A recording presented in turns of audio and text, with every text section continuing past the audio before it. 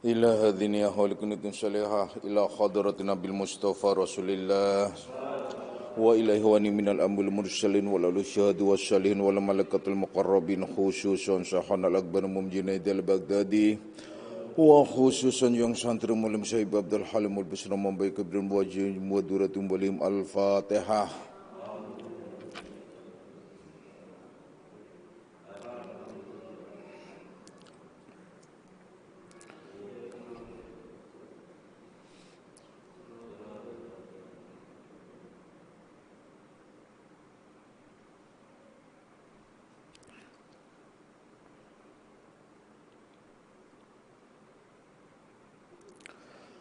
Assalamualaikum warahmatullahi wabarakatuh. Alhamdulillahilladzi karrama bani adama wastafa minhumul ulama wa akhtara adun minhumuz zuhada wal hukama wal kurama wa faddala minhumul arifina billahi was sifat wal asma wa azakuhum lazzatal mahabbati wa tallahum haqiqatil asya'i minal ardi was sama. Wassalatu wassalamu ala sayyidina Muhammadin khatamil anbiya alladzi khuliqa min zatihi wa minhu jami'al asya wa ala alihi wa ashabi sadatil awliya wa ala tabi'in wa tabi'it tabi'ina lahum bi ihsanin ila yaumil jaza. Subhanaka la ilma lana illa ma 'allamtana innaka antal alimul hakim. Wala haula wala quwwata illa billahil aliyil azim. Amma ba'd. Anak-anakku semuanya, mari kita lanjutkan kajian kita di dalam membahas kitab Syarah Hikam Ibnu Athaillah, khusus bagi para jamaah salikin salikah, baik yang hadir langsung di pesantren Akmaliyah maupun yang melalui radio online Akmaliyah. Semoga dan insya Allah mudah-mudahan di malam hari ini kita bersama-sama mendapatkan limpahan rahmah, maghfirah serta hidayahnya. Amin ya rabbal alamin. Anak-anakku semuanya,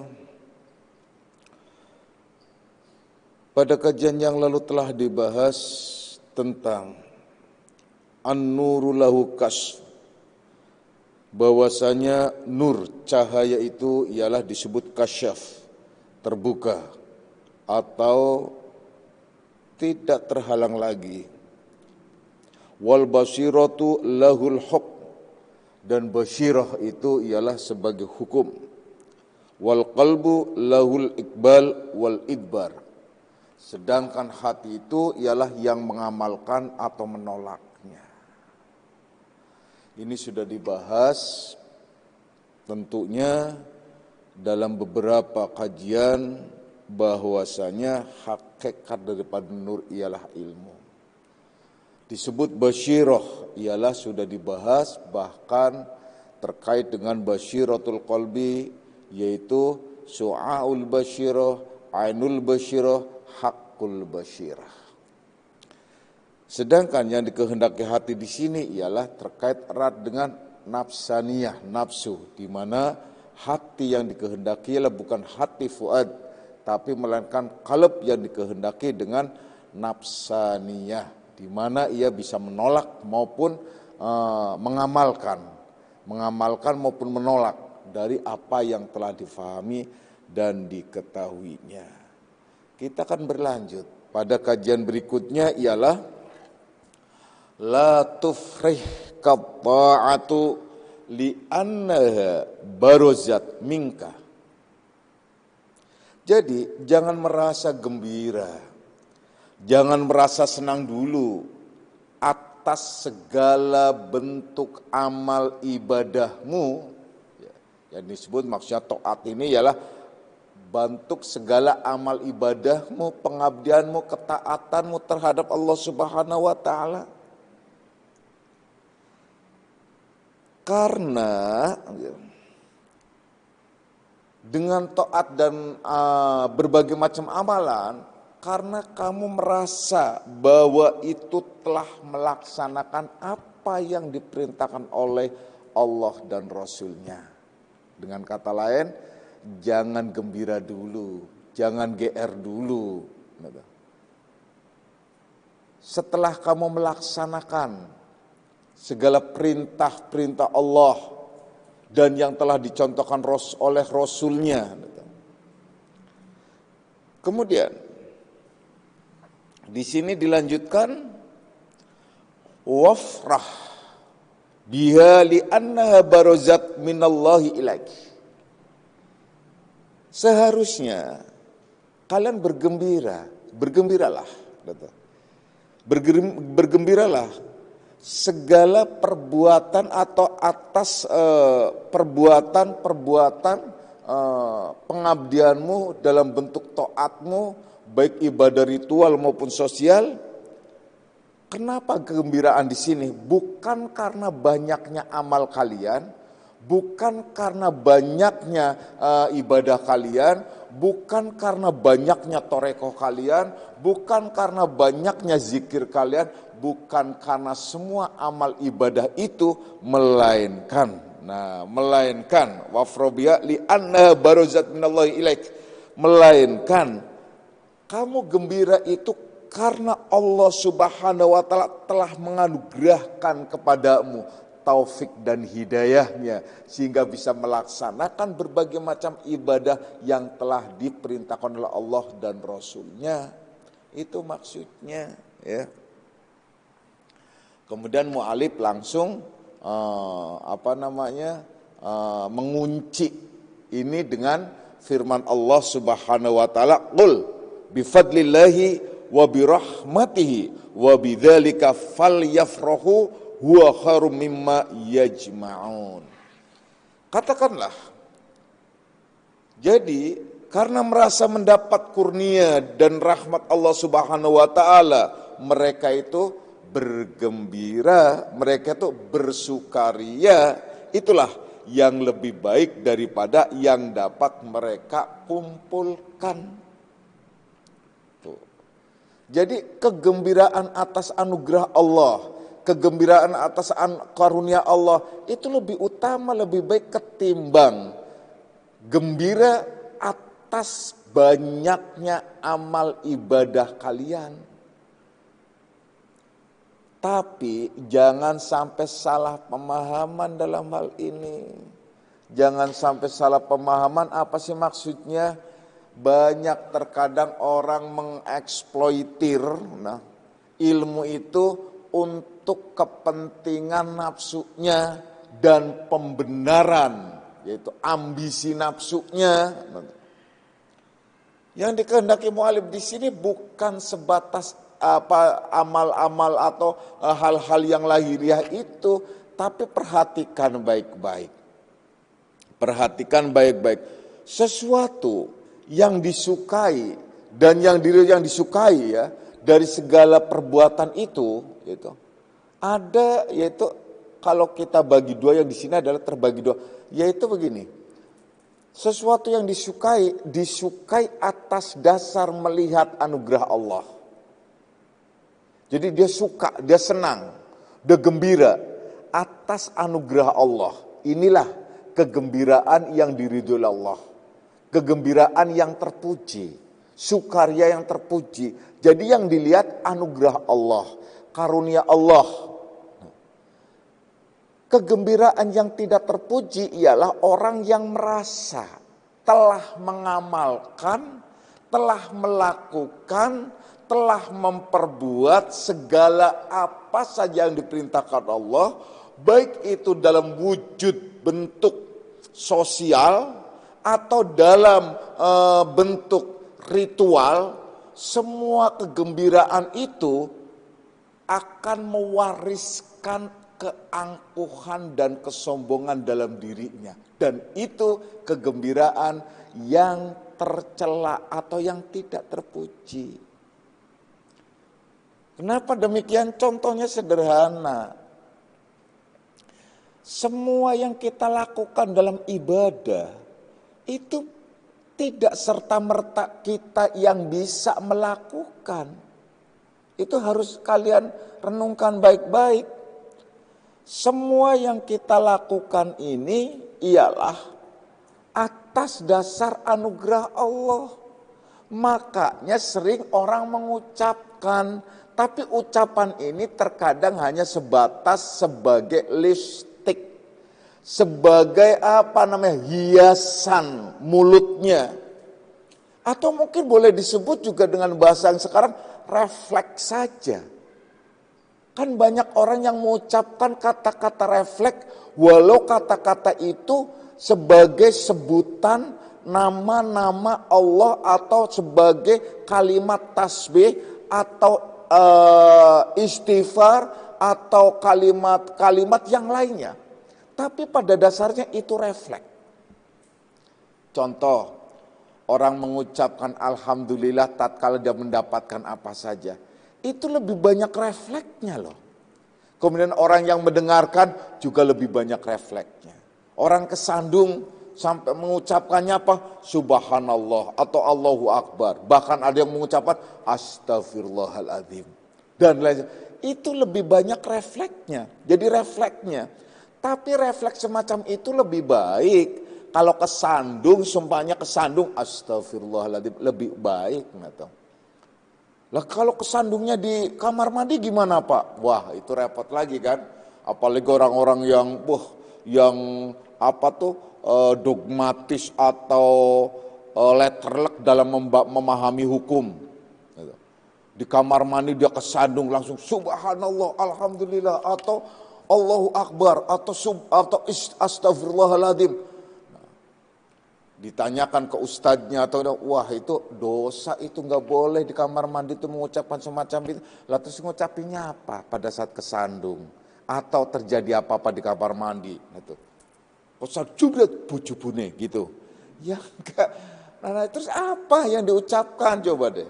Nah itu maksudnya jangan letterlek di dalam memahami hukum atau sebatas pada permukaannya gitu. Intisarinya itu yang paling penting. Namun refleks itu lebih utama, lebih baik ketimbang refleksnya itu dalam bahasa-bahasa yang tidak agamis atau boleh disebut juga bahasa-bahasa yang melantur atau bahasa yang tidak ada manfaatnya. Walau sekedar refleks dengan bertasbih atau beristighfar atau bertahmid atau lain sebagainya itu tak mengapa. Namun yang akan dibahas atau sedang dibahas di sini bukan bahasa refleks, tapi kita disuruh menyadari atau sadarkan dirinya, sadarkan dirimu di saat kamu mengucapkan apa saja. Di saat kamu melakukan apa saja. Kesadaran di dalam melakukan itu yang paling penting. Kalian tahu enggak sih? Kalau orang melakukan apa saja tidak sadar itu dianggap mabuk. Orang yang mabuk itu tidak ada hukumnya. Dan orang yang mabuk bahkan dilarang sholat. Sholat aja enggak boleh. Jadi kalau orang sholat tidak mengerti apa atau tidak sadar, dia melakukan sholat itu sama saja mabuk. Itu dilarang. Jadi dengan kata lain mendirikan sholatnya saja itu sudah melanggar firman Allah. Ayatnya jelas sekali loh. Tapi terkadang ayat ini hanya diambil hukum di dalam permukaannya. Sebagai hukum yang disebut wala taqrabus shalah wa antum sukara. Jangan kamu dekati sholat, artinya jangan kamu melakukan sholat, jangan kamu melaksanakan sholat sementara kamu dalam kondisi mabuk. Mabuk di sini memang asal usulnya atau asbabun nuzulnya ayat ini ialah karena ada sahabat yang mabuk pada saat melaksanakan sholat yang akhirnya keliru di dalam membaca firman Allah hingga diharamkanlah minuman-minuman itu karena memabokkan. Maka dari itu kullu muskirin haram. Tiap-tiap yang memabokkan itu akhirnya haram hukumnya. Nah, bagaimana yang memabokkan?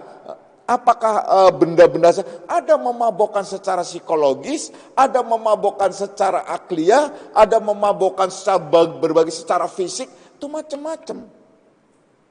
Kalau orang mabok cinta, haram gak sholat? Nah itu persoalan tuh. Nah gimana tuh? Sebenarnya sama. Kenapa sih? Karena persoalannya ialah akan menjadi mabok pada saat sholatnya. Coba. Allahu Akbar, Bismillahirrahmanirrahim. Bukan ingat Allah karena mabok cinta, ingatnya kekasihnya terus ke sana udah. Itu udah haram. Kenapa? Karena menuhankan itu. Menuhankan sang kekasih itu. Nah kalau gimana kalau maboknya sama suami atau sama istri? Allahu Akbar, ingatnya suami terus, itu nggak apa-apa. Ya, kenapa? Karena itu suami. Karena suami itu adalah sama dengan kalau disebutkan andai saja ada Tuhan selain Allah bagi wanita, maka wanita itu patuh dan tunduknya adalah pada suami. Jadi setelah Allah dan Rasulnya langsung ke suami. Kan semacam itu. Jangan sampai membuat tersayat hati suami. Gak boleh seorang wanita itu meninggikan kata-katanya pada suami, itu aja udah gak boleh. Kata-katanya lebih lantang saja sebenarnya nggak boleh, haram hukumnya gitu. Apalagi mencaci maki lagi. Kan kalau kalian kadang-kadang kalau lagi berantem kan lupa daratan. Ingatnya lautan, tenggelam dia di lautan. Ya. Ya. Itu nggak boleh gitu. Jadi siapapun kalian termasuk Fatimah, anak-anaknya Rasulullah Sallallahu Alaihi Wasallam, kendati pun dinikahi oleh sahabat-sahabatnya beliau, itu tetap anak-anaknya itu adalah menunjukkan artinya mengagungkan suami sebagai sebagai Tuhan selain Allah kalau disebutkan istilah dalam tanda kutip. Artinya karena mengagungkan suami bagi seorang wanita ialah sama dengan mengagungkan Allah. Meletakkan kehormatan suami adalah sama dengan meletakkan kehormatan atau keagungan Allah. Saya jadi ingat kalau orang Jawa itu orang Jawa itu memang mendidik anak-anak perempuannya itu begitu dahsyat sekali. Pernah suatu hari mamanya Dewi itu langsung domelin sama Mbah Haji. Gara-garanya apa? Sederhana. Saya lagi tiduran agak melintang gitu. Waktu dulu adalah rumah itu masih dulu itu ada jendela di sebelah timur. Saya tidur. Nah, mamanya Dewi itu buka jendela. Buka jendela, melangkahi saya. Mbah tuh langsung. Bagaimana anak-anakmu akan menghormati suamimu, sementara kamu sendiri adalah tidak menghormati suamimu. Bagaimana kamu akan diagungkan oleh Allah, sementara kamu tidak mengagungkan suamimu. Itu kalau dalam bahasa Indonesia semacam itu. Namun Mbah Haji kan ngomongnya, merepetnya itu adalah bahasa Jawa. Wah, sungguh kon kue ya orang. Wah, kon macam-macam itu noh. Tuh sama tuh. Nah, Latifeh tuh pernah juga domelin Mbah Haji, dicemberutin. Nah kan, kenapa? Karena nggak bawa Orson. Orson sama teh, sama gula pasir, ya kan? Ya orang tua dulu kan, anak pulang itu lah nggak ada apa-apa kecuali apa sih kepenginnya, walaupun udah dikasih duit banyak sekalipun dia nggak merasa dikasih oleh anak atau cucu kalau tidak dibawakan gula teh Orson. itu tuh gula teh Orson itu aja yang penting tuh ya, walaupun uangnya sedikit juga itu. Wah udah deh ya.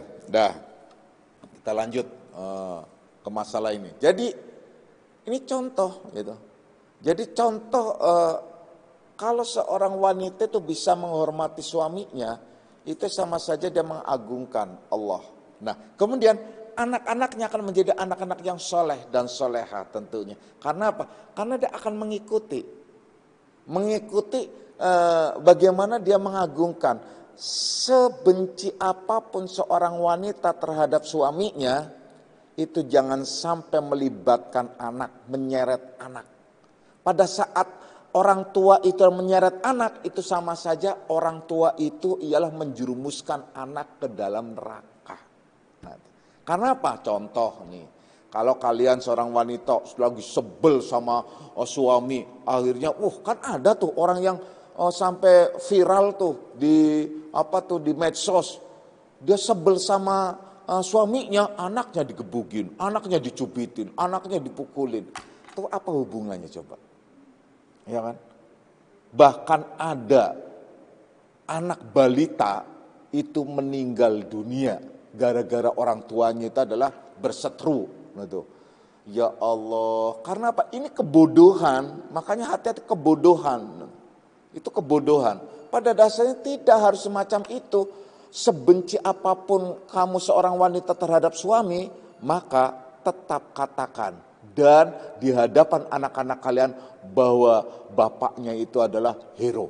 Udah pahlawan keluarga. Itu harus semacam itu. Begitu juga sebaliknya. Sebaliknya bagi siapa? Bagi laki-laki.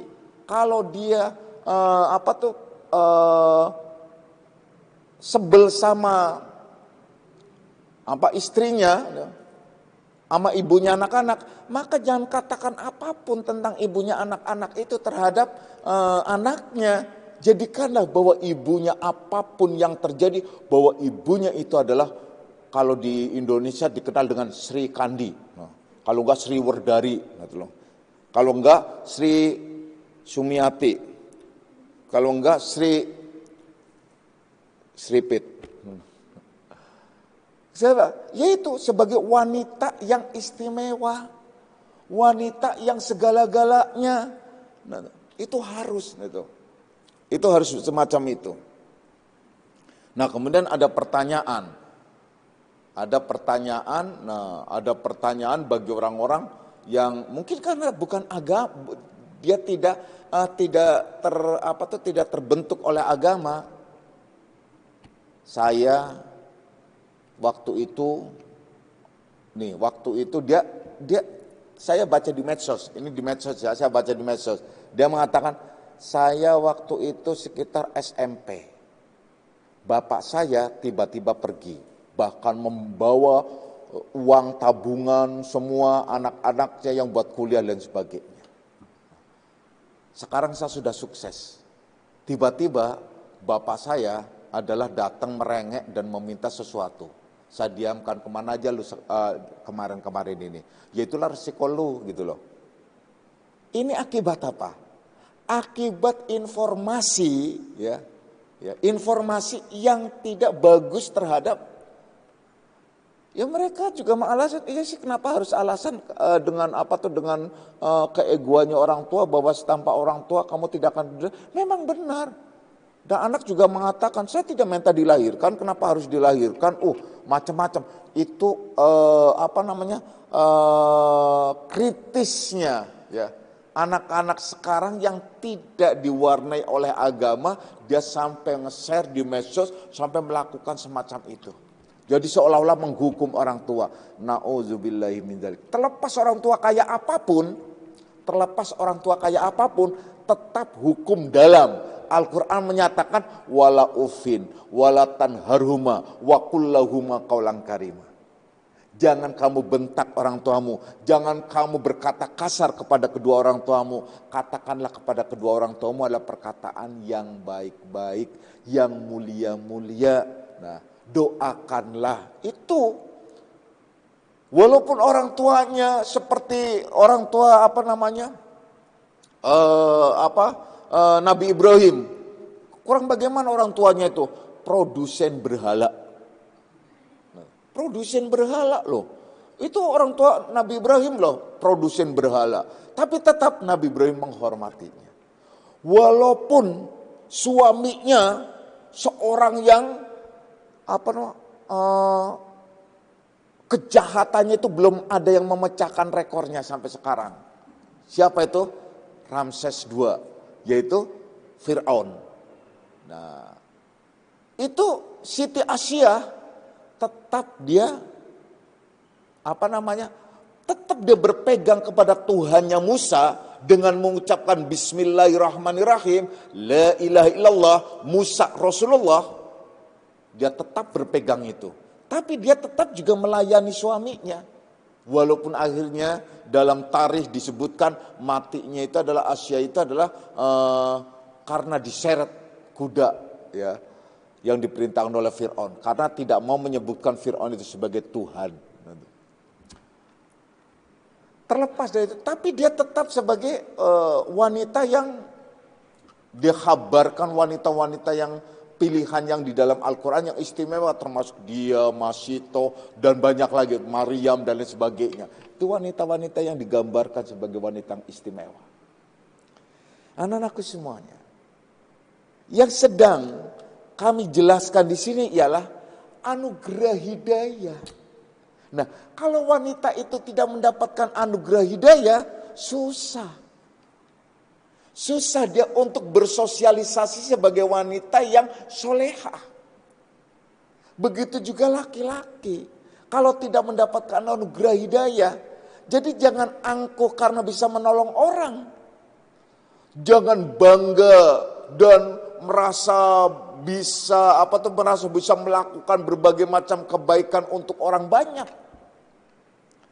Bukan itu yang harus dibanggakan. Bukan itu yang harus digembirakan atau kalian bersukaria dalam hal itu. Karena masalahnya yang harus disadari di sini bahwa orang mendapatkan petunjuk itu atas anugerah Allah.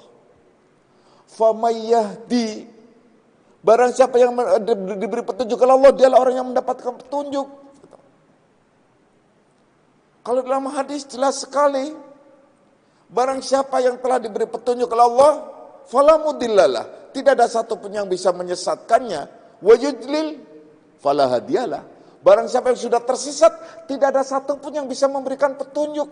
Berarti dengan kata lain, bahwa anugerah petunjuk, anugerah yang disebut hidayah, anugerah kekuatan iman di dalam diri, yang disebut dengan istilah anugerah nikmat iman dan Islam di dalam hati kita, itu yang harus disyukuri, itu yang kalian harus pegang, dan itu yang harus kalian ya semacam kayak kebahagiaan, kenikmatan yang tiada taraknya. Kebayang gak sih kalau kita tidak mempunyai atau dicabut nikmat iman dan Islamnya? Jangan kalian benci terhadap orang yang sedang dicabut nikmat iman dan Islamnya. Justru kalian harus mendoakan.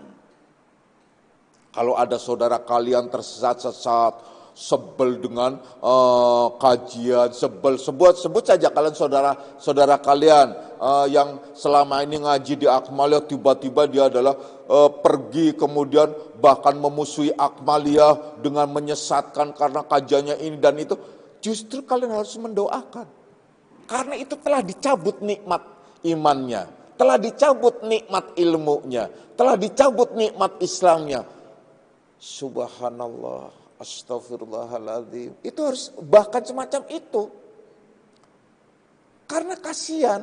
Orang kalau sudah iman itu dicabut. Itu tidak akan ada kepercayaan. Secara global. Secara umum ya.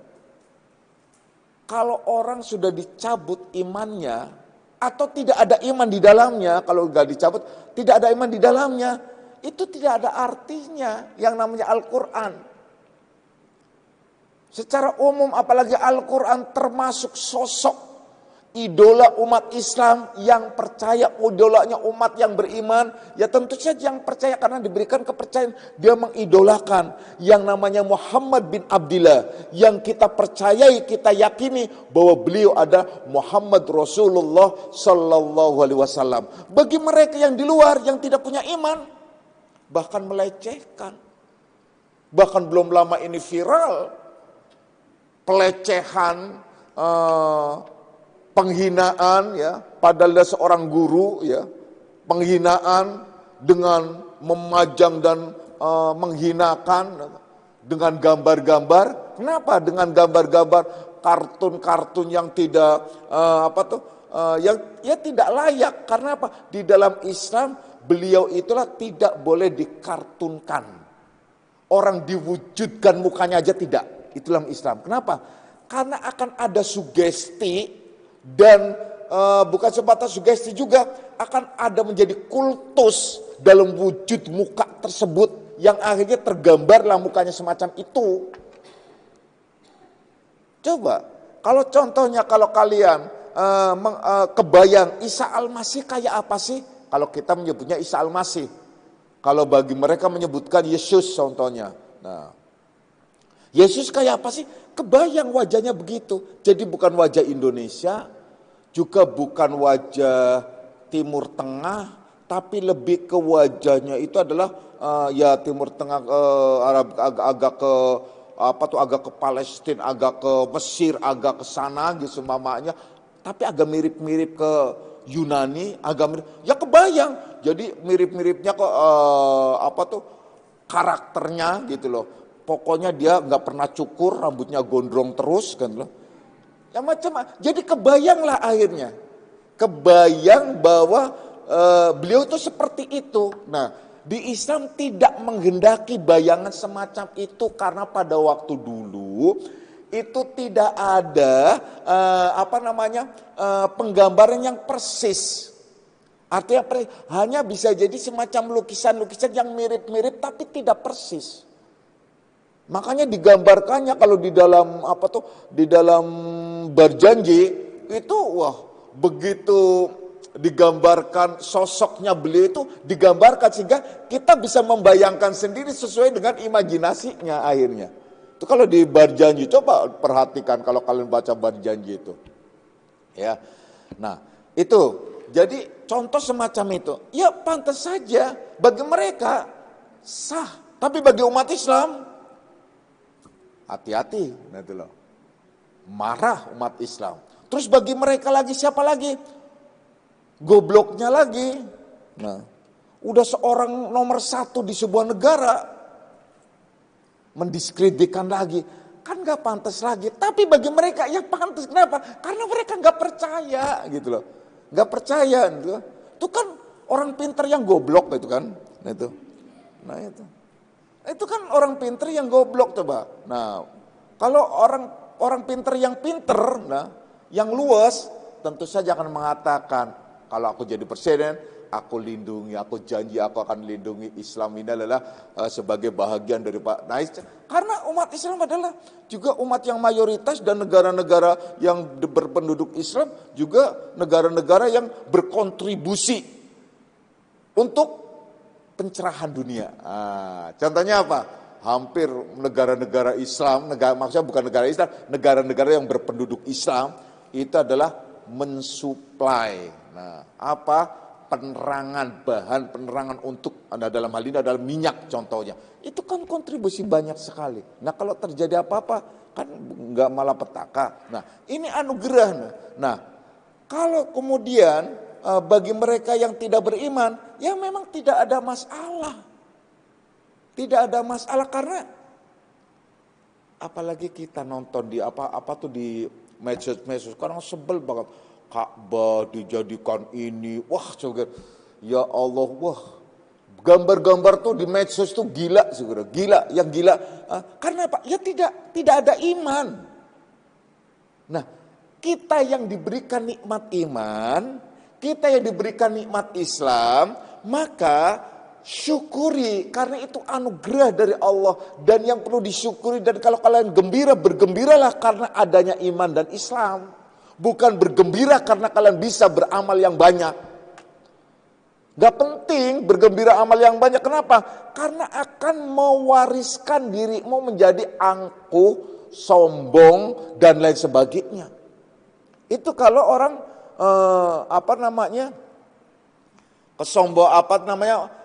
bergantung pada amal.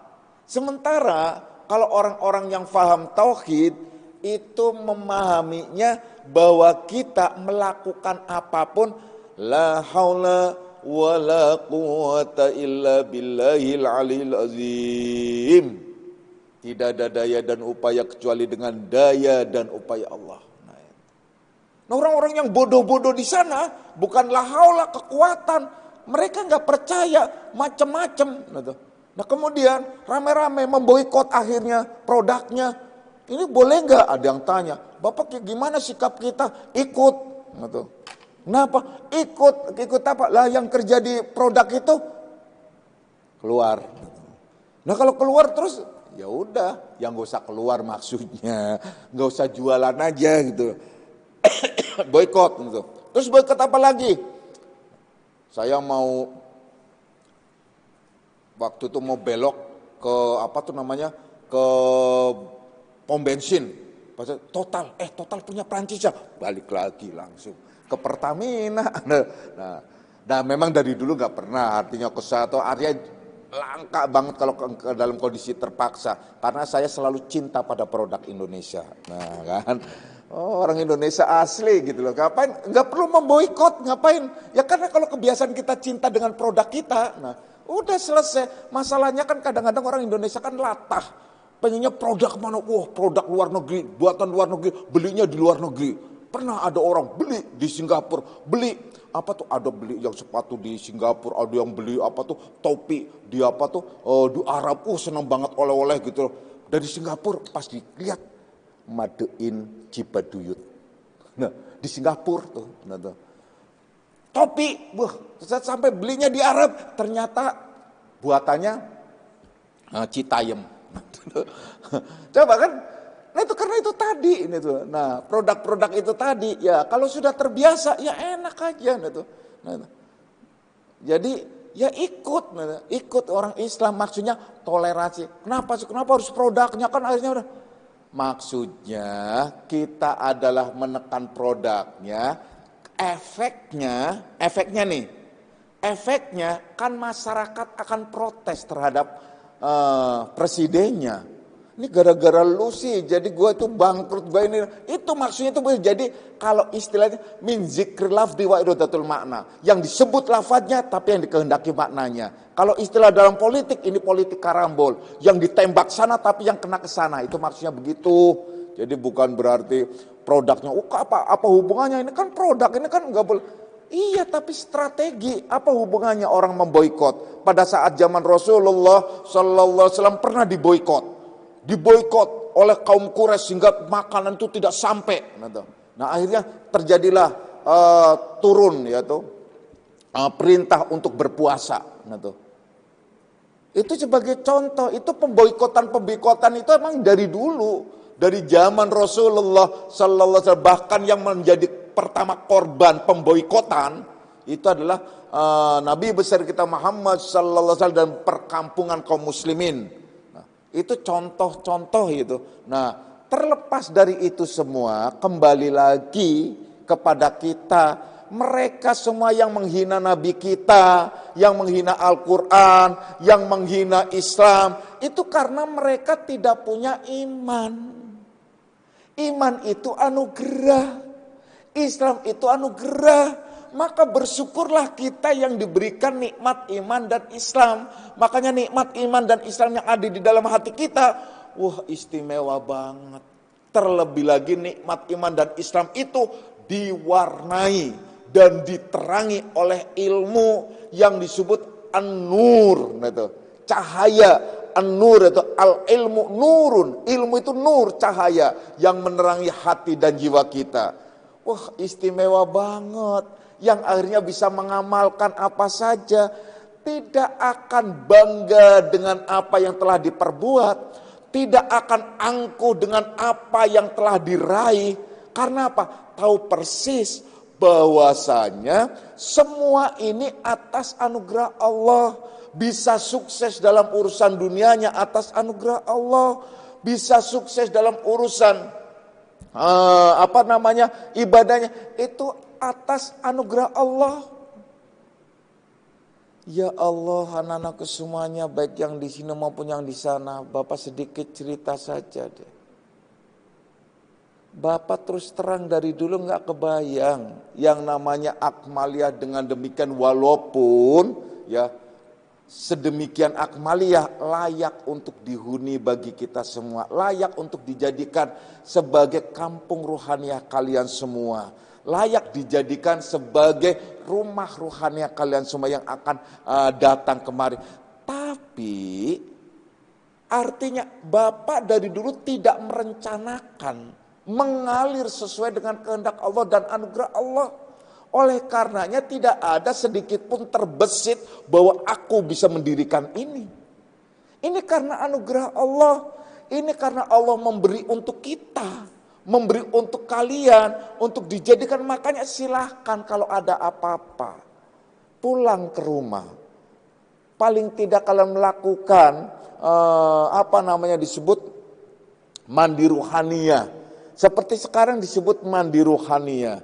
Atau kalian pulang itu dengan sholat dan zikir segala macam, itu juga masuk mandi ruhania. Itu akan menenteramkan, akan menjadikan energi baru bagi kehidupan kalian. Itu salah satu contoh dan banyak lagi contoh-contoh lain. Dan Bapak juga anjurkan kepada kalian untuk selalu ingat anugerah, nikmat, minnah yang Allah alirkan kepada kalian semua. Apapun yang kalian raih dengan segala bentuk kesuksesan dunia kalian, itu karena anugerah Allah. Jangan bangga kalian telah meraih kesuksesan dunia kemudian bertepuk dada. Tidak ubahnya seperti Qorun yang pada awalnya berjanji untuk mensupport perjuangan saudara sepupunya ialah Nabiullah Musa alaihissalam. Jangan sampai seperti Qorun, jangan sampai pula seperti Fir'aun yang merasa tersaingi oleh saudara angkatnya Nabiullah Musa alaihissalam. Merasa tersaingi dan merasa akan direbut kekuasaannya, yaitu kekuasaan terhadap masyarakatnya. Itu banyak lagi. Kemudian juga jangan merasa kalian mulia dan tinggi atau lebih derajatnya saat kalian sudah bisa melakukan secara istiqomah ibadah-ibadah ritual, baik ibadah-ibadah wajib sunnah maupun apa yang telah kalian lakukan secara istiqomah di malam hari, yaitu thoriqoh atau melaksanakan kaifiat yang telah diamanatkan. Semua itu adalah anugerah minnah dari Allah. Percayalah, kalau tidak ada minnah, anugerah yang akhirnya dicabut iman dan Islamnya, kalian itu tidak akan merasa bahwa itu adalah suatu kebutuhan lagi. Tapi hanya mengalir begitu saja, lewat saja. Bahkan pada saat kalian sedang diberikan anugerah dalam hati, begitu cintanya, menggali ilmu cintanya untuk ilmu tauhid dan hakikat terus, itu kalian harus syukuri. Karena janji Allah, la in syakartum la azidannakum. Apabila kamu mensyukuri nikmat yang aku anugerahkan kepadamu, aku lipat gandakan. Nah, kenapa ada orang yang ngaji, kemudian dia malah tambah susut? Karena dia tidak bersyukur bahwa nikmat itu bukan sebatas dunia saja, bukan sebatas rezeki lahiriah saja. Dimaknainya mereka la in syakartum la azidannakum, kan mensyukuri nikmat yang lahiriah saja. Dapat rezeki, kamu bersyukur, nanti akan dapat rezeki banyak lagi. Itu rezeki lahiriah. Rezeki batinnya apa sih? Ilmu, yaitu iman. Kalau kalian mensyukuri iman, mensyukuri ilmu yang sampai diamalkan dan itu akan berlipat dan bertambah. Kalian akan mendapatkan bertambah-tambah lagi pemahaman dan selanjutnya. Tapi kalau tidak, maka akan dicabut oleh Allah. Bahkan Allah menyatakan, inna azabila syadid. Ingat, azabku sangat pedih. Azabku sangat pedih apa? Dia akan tersayat hatinya, bahkan dia lepas dari pegangan. Akhirnya dia tidak tahu arah dan dia akan terlunta-lunta secara rohaniah. Itu kan kasihan. Kalau kita berbicara tentang iman dan selanjutnya kemudian kita fokus kepada diri Rasulullah Sallallahu Alaihi Wasallam, itu bisa menggoncangkan hati loh. Bener. Artinya, wah iman ini gimana dan bagaimana.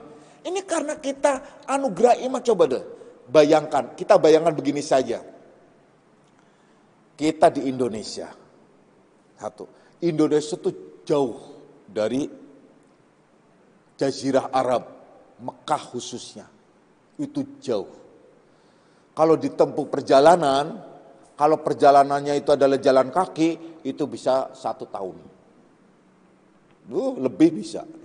Iya kan, nyebrang sana, kemudian langsung Singapura terus ke Thailand, Malaysia sana tuh, Malaysia tembus terus melipir sana sampai akhirnya ketemu deh sana. Itu bisa sih dengan lewat jalan darat seperti dulu ya, orang-orang yang haji zaman dulu itu semacam itu. Itu jauh. Sudah jauh begitu, kita juga nggak tahu menau Arab itu macam apa, Mekah itu bagaimana. Sudah jauh begitu, zaman hidupnya juga 1400 tahun lebih. 1450-an ini 42 ya. Berarti hidupnya itulah sekitar itu tahun hijriahnya ya. Kalau tahun berarti kurang lebih 15 abad yang lalu. Udah. Jadi 15 abad yang berarti generasinya ya 1500 tahun yang lalu.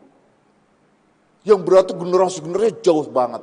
Kita jauh banget. Kita tidak tahu bentuk wujud, jangankan beliau, keturunannya pun kita nggak tahu. Yang ngaku-ngaku itu adalah keturunan Habib turunannya, ya udah nggak apa-apa pengakuan mereka semuanya, terserah. Yang jelas susah untuk ditarik. Semuanya udah bisa jadi pengakuan semuanya. Siapa sih yang nggak ingin diaku sebagai keturunan beliau, gitu, sebagai duriahnya, gitu. Semua juga ingin diakui. Nah itu persoalannya, gitu. Nah udah jauh. Nah, kemudian kita hidup di zaman modern sekarang dan kita tidak tahu menau apa-apa. Tapi kita percaya bahwa beliau adalah Rasul. Beliau itu adalah Nabi. Beliau adalah kekasih Allah. Beliau adalah pembawa berita gembira.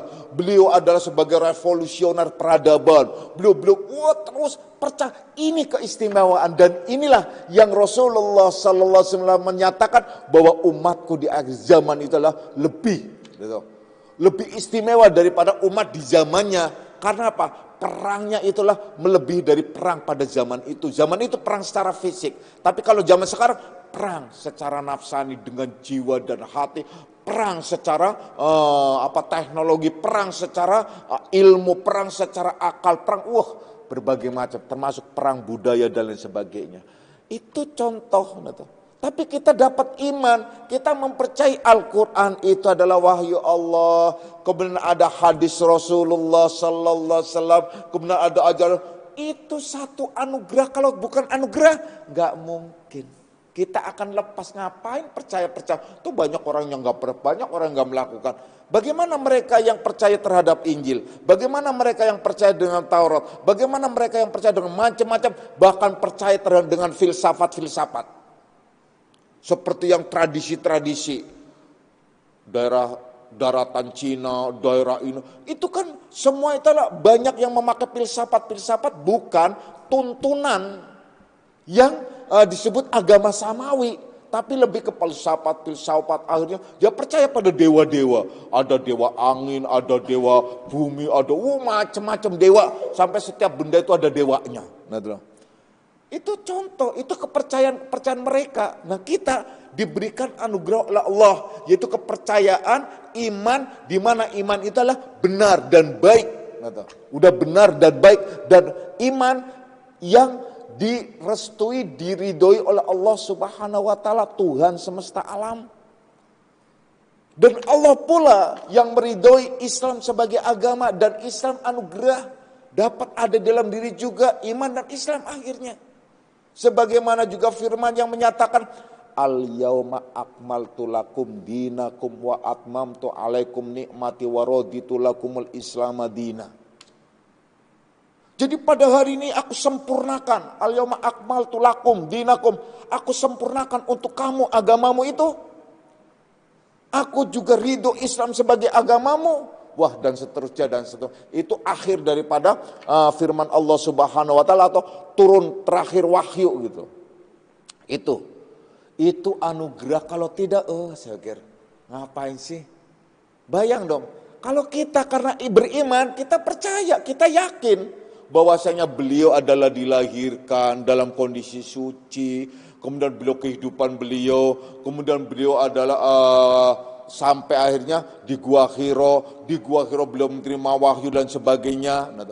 Kalau mereka yang nggak percaya, Muhammad itu adalah seorang pelamun, dia di bukit di Bukit Nur sana itu dia melamun karena meratapi nasib kaumnya dan sebagainya, akhirnya dia mempunyai macam-macam apa.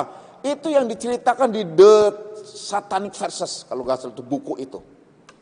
Sebagai contoh, walaupun saya belum pernah baca, ya. Tapi insya Allah benar apa yang saya katakan. Itu The Satanic Verses dulu Salman Rushdie gitu, yang mengarang, yang Khomeini pada saat itu berani. Nah itu bagus ya, Khomeini walaupun beliau itu adalah sebagai figur dari Syiah, tapi muncul menakutkan dunia Islam. Siapa yang bisa membawa kepalanya Salman Rushdie, saya kasih $1 juta apa berapa waktu itu. Tuh berani sampai, nggak ada yang berani macam-macam. Sekarang ada nggak? Siapa yang berani membawa kepalanya presiden? Nggak ada yang berani semacam itu. Ditakut pada zaman tahun 80 sekian itu Islam itu ditakuti, artinya sampai terjadi sebuah persoalan sengaja dibikin sporadis sistematik supaya Islam itu berantakan lagi. Pada saat itu sudah. Nah itu contoh, ya karena memang susah. Islam itu kalau udah muncul ada figur utamanya, mesti dunia barat maupun dunia manapun mesti takut. Dengan cara apapun pasti akan kasak kusuk, akan menghancurkannya. Inilah yang disebut al-haqqu bila nidam yahlibul batil binidam. Yang benar, ya, kalau tidak terorganisir dengan baik akan dihancurkan oleh kebatilan-kebatilan yang terorganisir dengan baik. Nah, Islam berantem mulu. Gak baca usoli, marah. Yang baca usoli, bangga. Yang gak baca, macam-macam. Baca kunut, gak baca kunut, dipersoalkan. Dipersoalkan. Disebutnya sesat, lu gak baca kunut. Yang sesat tuh gak sholat subuh. Bukannya gak baca kunut gitu loh. Ribet banget sih. Tahlil ini segala macam. Aduh. Saya anjurkan untuk anak-anakku semuanya salikin salikah. Jangan mempersoalkan masalah itu. Karena itu masalah furu'iyah, elementer. Cabang yang tidak penting, gitu loh. Yang penting ialah sholatnya menghadap ke kiblat, sama-sama 5 waktu, rakaatnya sama, selesai, udah. Bacaannya sama, selesai, udah. Kecuali kalau Allahu Akbar bacanya lain, nah itu persoalan. Bukannya baca Fatihah, malahan nyanyi. Nah itu semua. Nah itu persoalan. Karena apa? Tidak ada sholat kecuali dengan Fatihah. Nah kalau Allahu Akbaru, kemudian langsung dia dangdutan, itu. Nah itu namanya kiblat pantura, nah itu kan. Kiblatnya pantura. Sama itu semacam itu. Jadi yang penting itu zakatnya benar, puasanya benar, puasanya bulan Ramadan bukan bulan yang lain. Zakatnya juga benar, hajinya benar. Kenapa ke Mekah bukan ke Lahore? Nah tuh. Kalau itu persoalan itu ya. Yang penting itu saja, di rukun Islam sama, udah selesai, clear, udah sama. Entah itu mau Syiah, mau apa sama, udah biarin aja gitu loh. Gak usah dipersoalkan masalah hal-hal lainnya. Nah, ini adalah anugerah iman dan Islam yang ada dalam diri kita. Anak-anakku semuanya, jadi kembali lagi akhirnya intinya, jangan kalian bergembira atas banyak amal ibadah kalian. Yang bahkan yang akan mendorong kalian menjadi orang yang ujub, mungkin juga akan mewariskan kesombongan pada diri kalian. Bergembiralah atas anugerah Allah yang sampai kepada kita, terutama ialah nikmat iman dan Islam. Itu yang dikehendaki mu'alif, menyampaikan semacam itu. Jadi bergembiralah atas anugerah nikmat karunia Allah yang sampai kepada kita. Bukan bergembira atas banyaknya amal, atas banyaknya ibadah. Itu semua kita harus langsung kembali kepada sikap hati kita dalam akidah tauhid. La haula wala quwata illa billahil aliyil azim. A'udzu billahi minasyaitonir rajim. Bismillahirrahmanirrahim. Raditu billahi rabbil alamin Muhammadin nabiyya.